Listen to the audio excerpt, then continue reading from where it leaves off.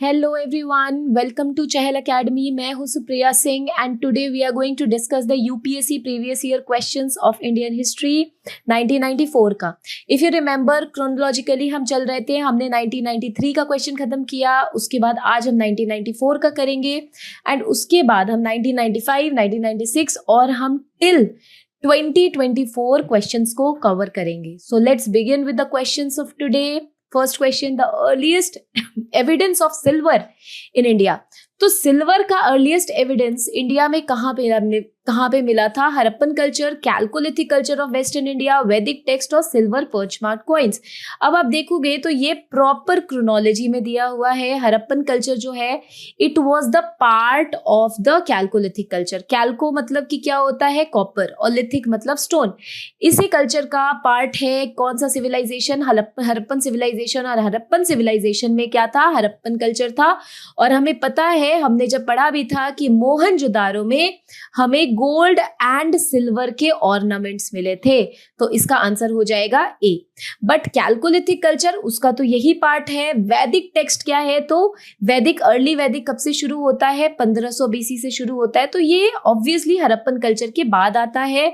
और silver punch mark coins ये महाजनपद के बनने के बाद कॉइन्स का कल्चर आया था. तो ये भी बाद की बात है.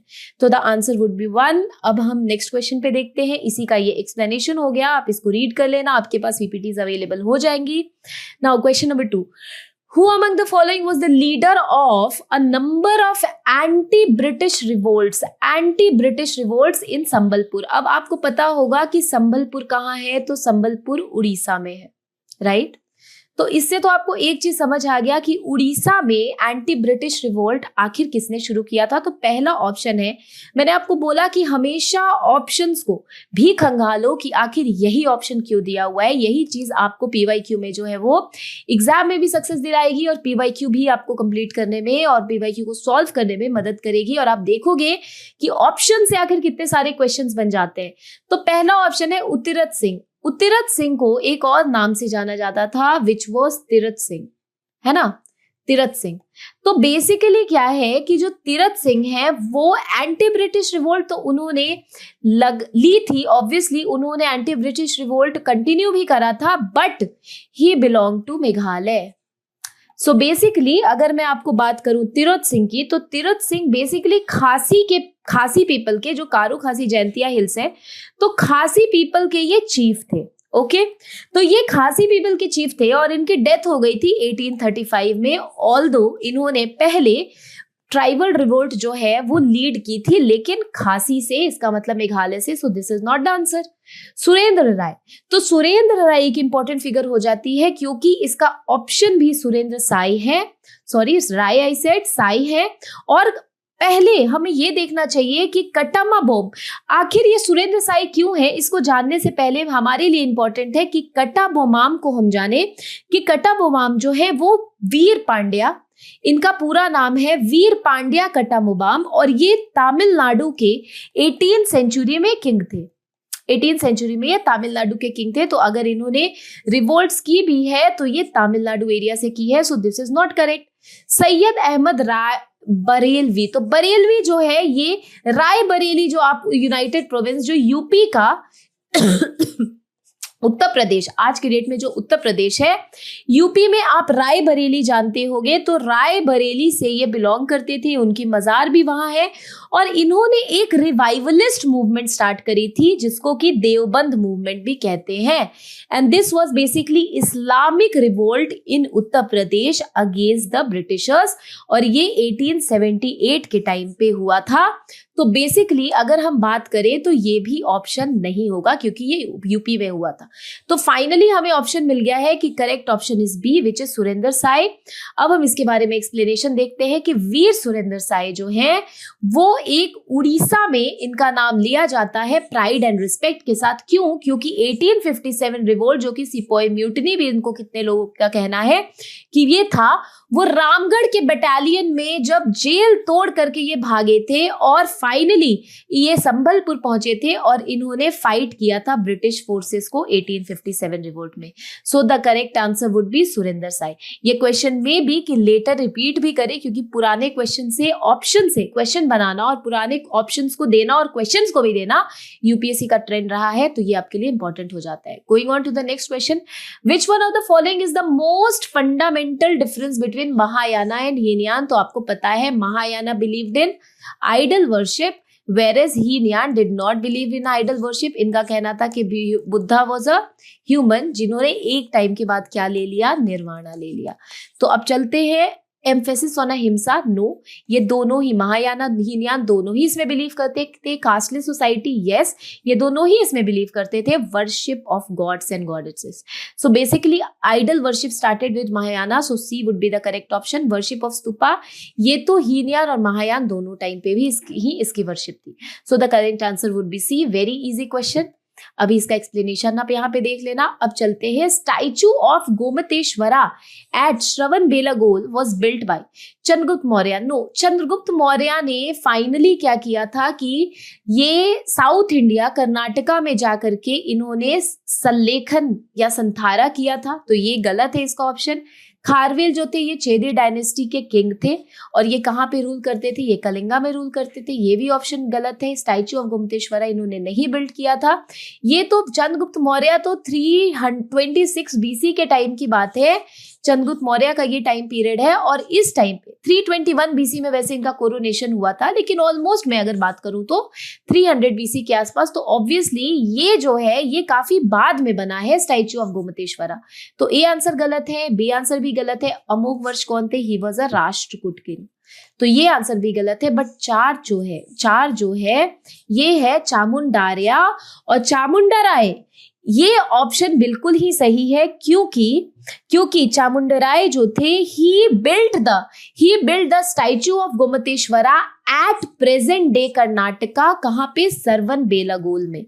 तो ये ऑप्शन बिल्कुल ही सही हो जाएगा। आप अगर इसको देखो तो Chamundaraya built the statue of Gomateshwara at Shravana Belagola 10th century AD. Time period देखो कितना आगे है। और ये कौन थे, ये मिनिस्टर एंड कमांडर थे गंगा डायनेस्टी के, जो कि कर्नाटका रीजन में थी।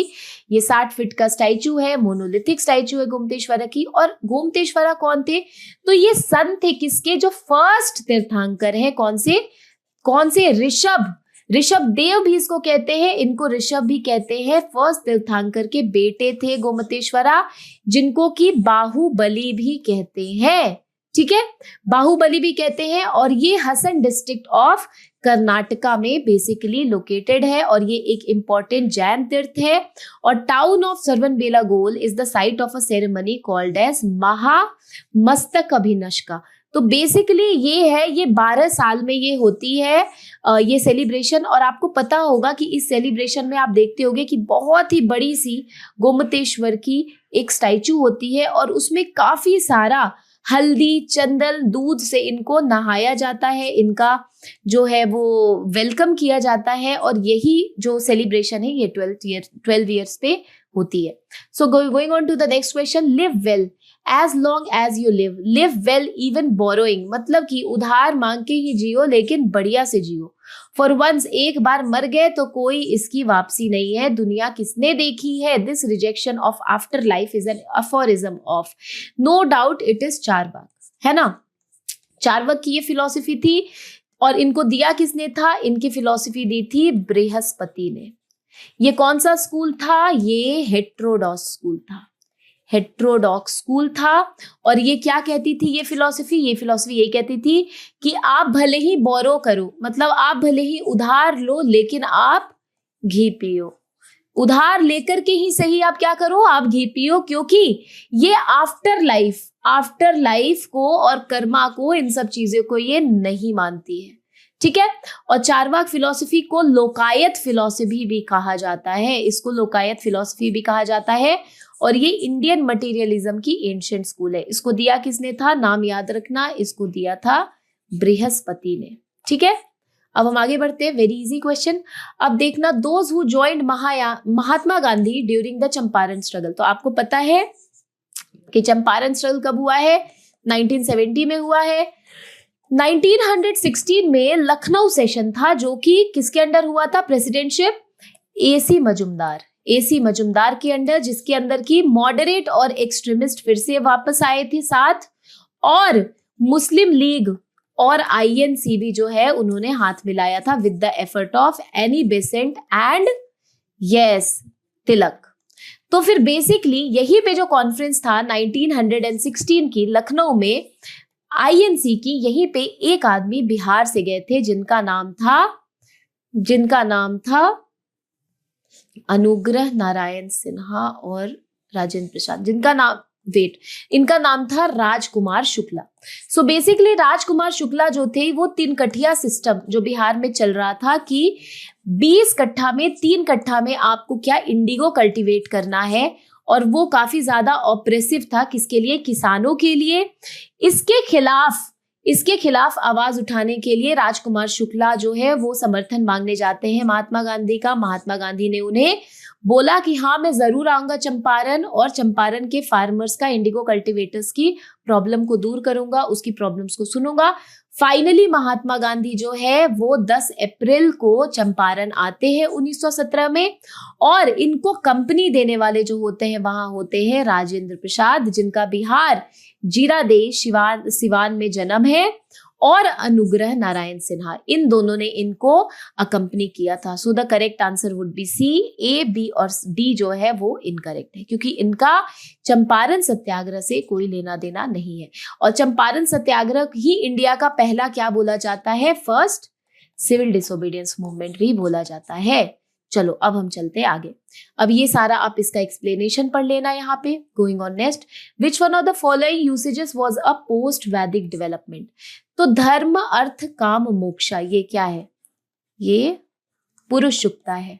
किसमें दिया हुआ है ये अर्ली वैदिक टाइम पे ही आ गया था, और ये ऋग वैदिक का पार्ट है, ठीक है, यानी कि 1500 बीसी के टाइम ये आ गया था। So it was not post वैदिक, इट वाज अर्ली वैदिक आइडिया। धर्म अर्थ काम मोक्ष, दिस इज बेसिकली क्या? ये पुरुषता है, ये पुरुषार्थ है, ठीक है, पुरुषार्थ कि धर्म अर्थ काम मोक्ष, ये 4 चीज इंपॉर्टेंट है। ब्राह्मण Kshatriya Vaishya Shudra, this is what? This is basically the varna system. अब आपको पता है कि वेद में वर्णा का मेंशन था, इसका मतलब ये भी अर्ली वैदिक का फेज का चीज है। 1 गलत 2 गलत। ब्रह्मचर्य, गृहस्थ, वनप्रस्थ, संन्यास, ये जो 4 चीज है ये बेसिकली आश्रमा सिस्टम है। और आपको पता है कि आश्रम सिस्टम जो है वो कब डेवलप हुआ? लेटर वैदिक पीरियड में। So this option is correct. Indra, Surya, Rudra, Marut, ये तो गॉड्स है उस टाइम के, नेचुरल गॉड्स है, और ये क्या है? ये अर्ली वैदिक फिल्म्स में और अर्ली वैदिक पीरियड में इसका मेंशन भी है। So this is not going to be the correct answer. So इसका correct option would be C. इसमें ये चीज लिखा हुआ है, you read this. Now, capital of kingdom of Maharaja Ranjit Singh was, the capital was Lahore. ठीक है, ये बहुत straight away question है।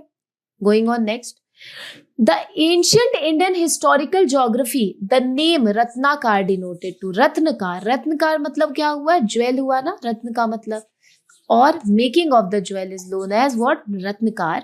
तो इंडियन ओशियन को कहा जाता था, क्योंकि इंडियन ओशियन उस टाइम पे, ये संस्कृत में ये टेक्स्ट लिखा हुआ है, एंशियंट टेक्स्ट भी रत्नकार का वर्णन कहती है इंडियन ओशियन उस टाइम पे क्या था? यहाँ पे ट्रेड होती थी, प्लस इंडियन ओशियन में बहुत सारी मरीन रिसोर्सेज भी मिलती थी। इसीलिए जो एंशियंट बुक्स है वो इसको क्या नाम देती है? रत्नकार का नाम देती है। अब देखो, ancient Indian historical geography, name Ratnakar denoted Indian ocean. Ratnakar Sanskrit term है जिसका मतलब है क्रिएटर ऑफ जेम्स और repository of jewels. The Indian ocean, known for its rich marine resources and its importance in trade, was often referred to as Ratnakar in ancient text and literature. Going on to the next question, Gandhara sculpture में preaching mudra जो associated है वो बुद्धा के first sermon Sarnath से associated है, और उस preaching मुद्रा को क्या कहते हैं? अभय मुद्रा? नहीं, वो तो डर को भगाने के लिए है। ध्यान मुद्रा, मेडिटेशन? नो। भूमि स्पर्श मुद्रा? नो। धर्म चक्र, बिकॉज आपको पता होगा कि ये जो फर्स्ट सरमन जो हुआ था बुद्धा का, उसको एक और चीज कहते हैं, धर्म चक्र परिवर्तन। तो इसीलिए इस मुद्रा को भी क्या कहते हैं? धर्म चक्र मुद्रा। ये बहुत ही इंपॉर्टेंट है, इसको ध्यान देना। और इसी में मैं आपसे एक क्वेश्चन पूछती हूँ कि आप बताओ, महाभिनिष्काम,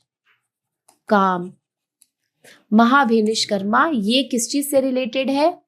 ठीक है, कि ये कौन सा ऐसा इवेंट है बुद्धा का जिसको कि महाभिनिष्कर्मा कहते हैं, और महापरिनिर्वाण, निर्वाण, ये कौन से इवेंट के बारे में है बुद्धा का? ये मैं आपसे पूछ रही हूं, आप जरूर बताना।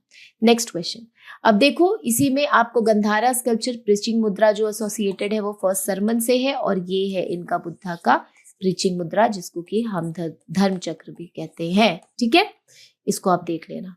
चलो अब देखो, विच one of the following important trade centre of ancient India was on the trade route connecting Kalyan with Vengi.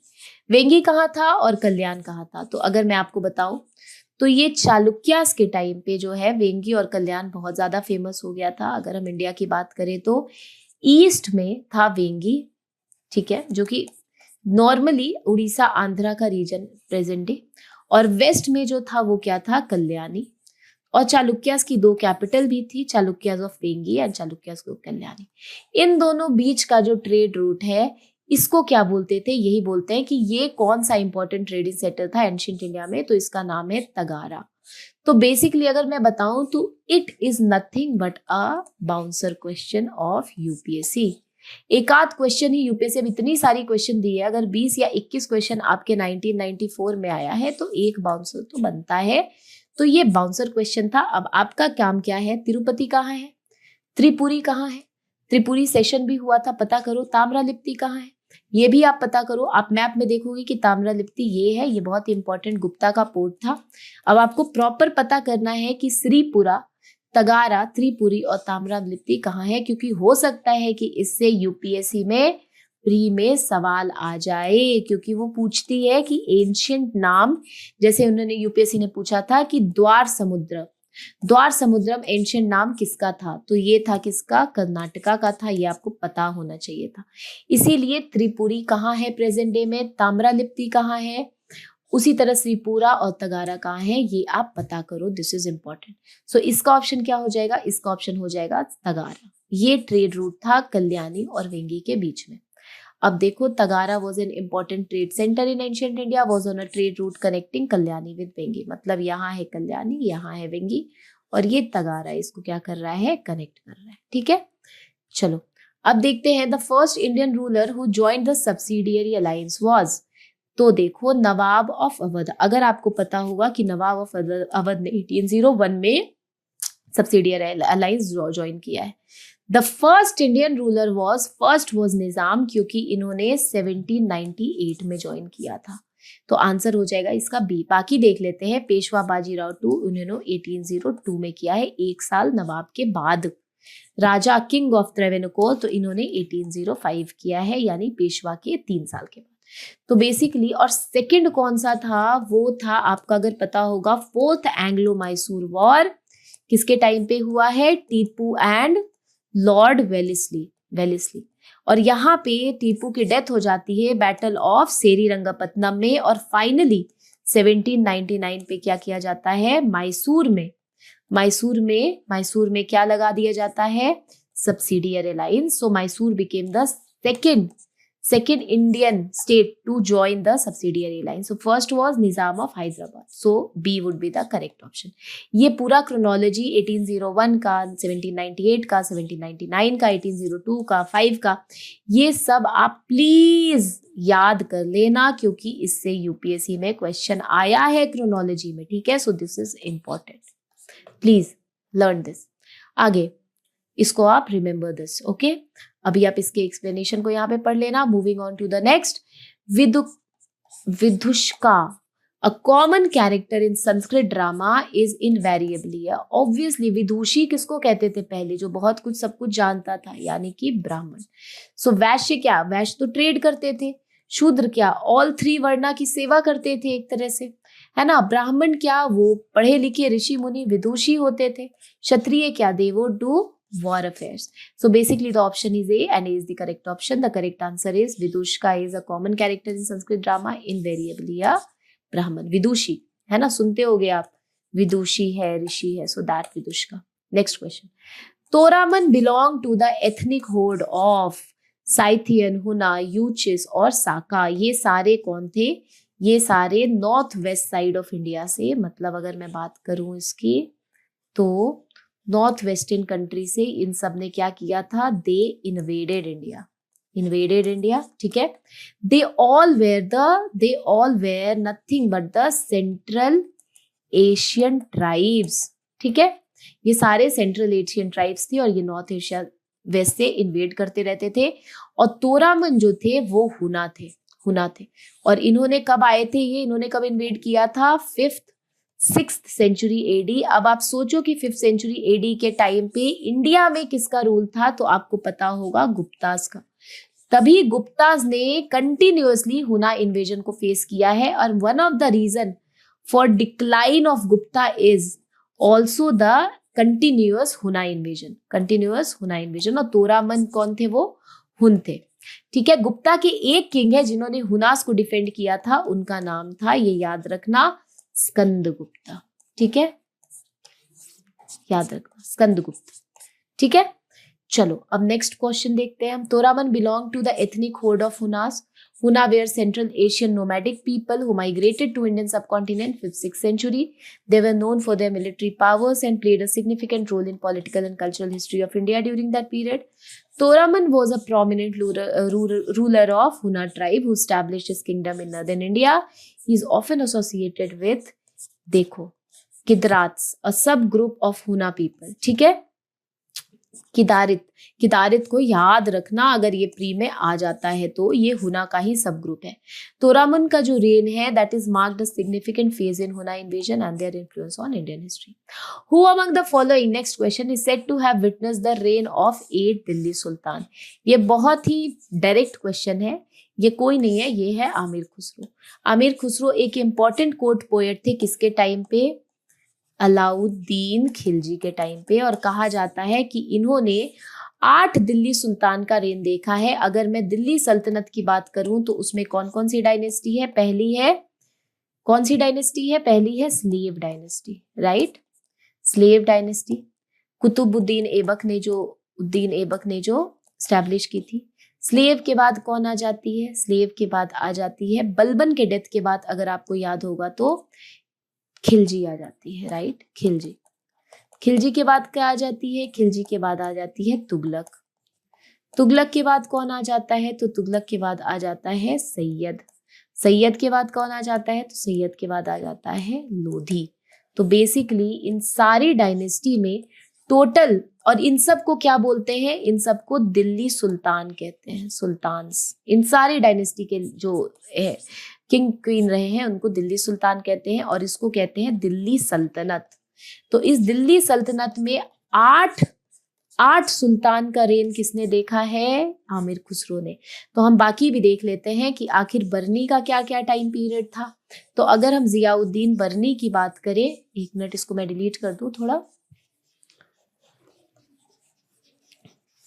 तो ये जो जियाउद्दीन बरनी का अगर हम टाइम पीरियड का बात करें तो जियाउद्दीन बरनी किसके रेन में थे? तुगलक के रेन में थे, मेनली मोहम्मद बिन तुगलक एंड फिरोज शाह तुगलक, ठीक है। उसी तरह की से हम बात करते हैं अफीफ की, तो सिराज अफीफ जो थे वो भी तुगलक के रेन में थे। मिनहाज उस सिराज ने एक किताब लिखी थी, तबकाते नासिरी, तबकाते नासिरी। तो बेसिकली इस किताब में इन्होंने बताया था कि इन्होंने बताया था किसके बारे में? इल्तुतमिश और रजिया और बलबन के रेन के बारे में, यानी कि स्लेव डायनेस्टी के बारे में इन्होंने बताया था। और यही थे जिन्होंने कहा था कि पहली फीमेल क्वीन, फीमेल सुल्तान कौन बनी थी? रजिया सुल्तान, जिनको इल्तुतमिश ने नॉमिनेट किया था। और कहीं ना कहीं मिनहाज उस सिराज भी इनके खिलाफ थे, ठीक है, ये याद रखना। आमिर खुसरो कौन? ये थे अलाउद्दीन खिलजी के टाइम पे, और इन्हीं ने 7 सुल्तान का रेन मेनली देखा था। So D would be the correct option, ठीक है। इसको आप पढ़ लेना आमिर खुसरो के बारे में, यहाँ पे दिया हुआ है। आमिर खुसरो का सारा स्कॉलर थे, टर्किश जानते थे क्या। बरनी तुगलक के रेंज में थे, अफीफ जो थे वो भी तुगलक डायनेस्टी के टाइम पे, इनके तबकाते नासरी मिनहाज की book. He did not witness the reign of 8 sultans. Coming on to the next question. First Indian ruler to organize Hajj pilgrimage at expense of state. State के खर्चे पे पहला इंडियन रूलर, आपको पता होगा अलाउद्दीन खिलजी ने इन सब में इंटरेस्ट ही नहीं लिया था. तुगलक थे, वो तो हमेशा अपीज ही करते रहते थे. किसको? हाँ, अपने नोबल्स को अपीज करते थे. तो इसीलिए इन्होंने री इम्पोज किया था. अगर ये क्वेश्चन आएगा कि किसने री इम्पोज किया था, तो it was none other than Firoz Shah Tughlaq. क्या क्या? जजिया और पिलग्रिमेज टैक्स. ठीक है, री इम्पोज किया था तुगलक ने. बट क्वेश्चन पूछ रहा है स्टेट के एक्सपेंस पे कौन हज पिलग्रिमेज जो है वो ऑर्गेनाइज करता था, तो it was none other than Akbar. Akbar would be the correct option. Akbar ने जजिया भी जो है वो अबॉलिश किया था इन द ईयर 1564 और पिलग्रिम टैक्स भी अबॉलिश किया था इन द ईयर 1563. इसको याद रखना. औरंगजेब तो कट्टर मुसलमान थे एंड ही वाज लाइक एक कट्टर जिनको इस्लाम को फॉलो करने वाले बोलते हैं वो थे. So he did not do anything regarding organizing the Hajj pilgrimage at the expense of the state. So C would be the correct option. ठीक है, the correct. but अगर किसी को अगर complete एकदम strict and ना ही स्टेट का खजाना से खर्च करने वाला अगर किसी को मुस्लिम बोलेंगे तो that was none other than Aurangzeb. So Aurangzeb को इसके लिए प्रेज भी किया जाता है कि वो अपनी लिखी हुई किताब से, Aurangzeb was a very good writer and a voracious reader. तो ये जो कुरान लिखते थे, उस कुरान से जो पैसे आते थे उस पैसे से वो अपना पर्सनल एक्सपेंसेस चलाते थे. ठीक है, चलो now going on to the next question. चलो आप नेक्स्ट क्वेश्चन देखते हैं. ये वाला 1 सेकेंड, अकबर वाली हो गई. Yes, so this one, who among the following ladies wrote a historical account during Mughal period. तो एक ही है, नूर जहान ने नहीं लिखा था, जहां नारा ने नहीं लिखा था. जहां नारा और रोशन नारा दो थी. रोशन नारा ये दोनों कौन थी? ये दोनों शाहजहां की डॉटर्स थी. इन्होंने शाहजहां के आखिरी टाइम में जहां नारा ने शाहजहां की केयर की थी जब उनको औरंगजेब ने किसमें विजिल में रख दिया था, बंद करके जेल में रख दिया था और खुद थ्रोन को कब्जा कर लिया था. ज़ेबुन्निसा भी नहीं थी. नूरजहां तो वाइफ थी किनकी? जहांगीर की. तो अब हम इसके बारे में बात करते हैं, गुलबदन बेगम. तो गुलबदन बेगम जो थी वो बाबर की डॉटर थी और हुमायूं की सिस्टर थी. यानी अकबर की कौन थी? अकबर की वो बुआ थी.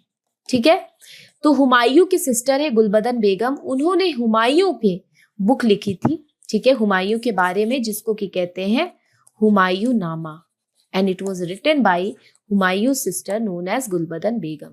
तो इन्होंने ही, यही लेडी थी जिन्होंने हिस्टोरिकल अकाउंट लिखा था मुगल पीरियड में, मुगल किंग पे. तो गुलबदन बेगम is the lady who wrote historical account during Mughal period. Gulbadan Begum was the daughter of Babur and sister of Humayun. She is known for writing the historical account titled Humayunama. This book provides insight of the life and reign of her brother, Emperor Humayun, and offers valuable historical information about Mughal Empire at that period. Question: which one of the following upheaval took place in Bengal immediately after revolt of 1857? अब देखो, सन्यासी rebellion. अब आपको अगर इसका time period होगा तो ये इजी आपको समझ आएगा कि ये 1763 की बात है. संथाल 1855-56, यानी कि ये पहले हुआ है, ये भी बाद में नहीं हुआ है, ये भी पहले हुआ है यानी बाद में नहीं हुआ इमिडिएटली, और ये तो काफी बाद में हुआ तो ये भी नहीं होगा. अब पबना रिवोल्ट कहते हैं 1873 से 76 in the region of Bengal. तो ये भी रिवोल्ट जो हुआ है ये बाद में ही हुआ है. और इंडिगो डिस्टर्बेंस, ये इंपॉर्टेंट है क्योंकि इंडिगो रिवोल्ट जो है वो कब हुआ है? ये हुआ है 1859 में. ठीक है, 1859, यानी कि रिवोल्ट कब हुआ है? 57 में. यानी right answer would B this. आपको पता होगा कि इंडिगो डिस्टर्बेंस के बाद इंडिगो प्लानिंग कमीशन बनी थी जिसमें ये पाया गया था कि ब्रिटिश प्लांटर्स जो है वो एक्सप्लॉइट कर रहे हैं किसको? इंडिगो कल्टीवेटर्स को, जो कि बंगाल और बिहार में है. तो बेसिकली बंगाल पे ही ये रिवोल्ट थी. अब इसी पे एक किताब लिखी गई थी जिसका नाम था, ये यूपीएससी में आया भी है, इसका नाम है नील दर्पण, यानी कि नील के बारे में, यानी कि इंडिगो के बारे में. It was written by whom? It was written by Dinabandhu मित्रा. ठीक है, इसी पे इंडिगो रिवोल्ट के बारे में, उसके जो एट्रोसिटीज थी, ऑपरेशंस थे, उसको ये जो है वर्णन करता है उसके बारे में। ठीक है, नेक्स्ट क्वेश्चन इसी के बारे में आप देख लो। 1857 में विद्रोह, इसको क्या कहते हैं, इसको नील विद्रोह भी कहते हैं। Significant agrarian uprising against the oppressive practices of British planters, indigo planters. Question, next question, the significance of Bengal regulation 1793, ये क्या था इसका सिग्निफिकेंस? तो 1793 में जो Bengal supreme court establishment Calcutta में नहीं, ये तो 1773 में हो चुका था, है ना, रेगुलेशन के बाद 1774 में हो चुका था। ये गलत है। Restricted application of English law to English man only, no. Accommodated the personal law of Hindu and Muslim, yes. It provided for appointment of Indian law commission, नहीं। C is the correct answer, यानी कि significance इसका क्या है कि इसने accommodate किया था हिंदू और मुस्लिम के पर्सनल लॉ को। बंगाल रेगुलेशन 1793 को Bengal regulation X 10 version 10 of 1793 भी कहते हैं, जो कि एक इंपॉर्टेंट पीस ऑफ लेजिस्लेशन था जो कि ब्रिटिश ईस्ट इंडिया कंपनी ने इनैक्ट किया था बंगाल प्रेसिडेंसी में। ये एक्नॉलेज किया था diverse religious and cultural practices of Indian population and allowed for application of personal laws in matter related to inheritance matter, adoption and religious custom. तो ये जो रेगुलेशन था, इसने इंश्योर किया था कि Hindu and Muslim could continue to follow their personal law in areas governed by the British administration. Now, Mansabdari system introduced by Akbar was borrowed from, no doubt, Mongolia. आपको पता होगा कि अकबर जो है वो फादर लाइन से क्या थे? तिमुर, यानी कि सेंट्रल एशियन ट्राइब, राइट। और मदर लाइन जो इनकी थी वो कहाँ से थी? तो आपको पता होगा चंगेज खान। और ये किधर से थे? मंगोलिया। तो कहते हैं कि जो मनसबदारी सिस्टम थी वो कहाँ से बोरो किया हुआ सिस्टम था? वो मंगोलिया से था। So C would be the correct answer. अब चलो, mansabdari system borrowed from the system followed by Mongolia where Akbar ancestor hailed from. They used a similar system of administrative and military ranking. Akbar adapted the establishment of India to consolidate his empire. Now, next question. What is common among the Madam Bikaji Kama, Barkatullah, Sayyid, V.S. Iyer and M.N. Roy? अब आपको पता है M.N. Roy ने 1920 में क्या किया था? All India trade union council, यानी कि ये किस आइडियोलॉजी पे फॉलो करते थे? कम्युनिस्ट थे ये, है ना, यानी कि ये रेवोल्यूशनरी आइडियोलॉजी होगा इनका। चलो अब देखते हैं। अब मैडम बीकाजी कामा, आपको पता होगा 1907 में मैडम बीकाजी कामा ने जर्मनी के स्टटगार्ट जो कि बीपीएससी प्रीलिम्स में मेनी टाइम से पूछा हुआ है कि कहाँ पे, एक ट्राई कलर, पहला इंडिया का try colour flag out of India host किया था मैडम बीकाजी कामा ने 1907 में। तो ये सब क्या थे? All of them were leading members of international communist movement, नहीं। Barkatullah was prime minister, rest were the minister in provisional government, no. All of them were among the prominent revolutionaries outside India. तो कहाँ पे hoist किया था tricolour? Germany में, outside India में। Operating in different countries during freedom movement, yes, C would be the correct answer. ठीक है, okay. Now, which of the following international event influenced the course of national movement in India before the advent of Mahatma Gandhi? तो महात्मा गांधी कब आते हैं India? वो आते हैं 9 जनवरी 1915, ठीक है, 1915। उसके पहले वो कहाँ थे? उसके पहले वो साउथ अफ्रीका थे। और ये जो 9 जनवरी 1915 को जो इंडिया आते हैं महात्मा गांधी, इसीलिए 9 जनवरी को हम क्या मनाते हैं? प्रवासी भारतीय दिवस, राइट, भारतीय दिवस। सो बेसिकली अब बताओ कि कौन कौन सा, which of the following international events influence the course of national movement in India before the advent of Mahatma Gandhi? इसके बाद तो हमारा 1917 Champaran, Ahmedabad, Kheda, non cooperation, civil disobedience, quit India, all of that starts. But 15 से पहले आखिर कौन सा इंटरनेशनल इवेंट ने इन्फ्लुएंस करा था नेशनल मूवमेंट को, कोर्स को? 1915 के पहले। 1915 के पहले क्या हो रहा था? 1905 वाला पार्टीशन ऑफ बंगाल। उसके बाद 1906 में क्या हुआ था?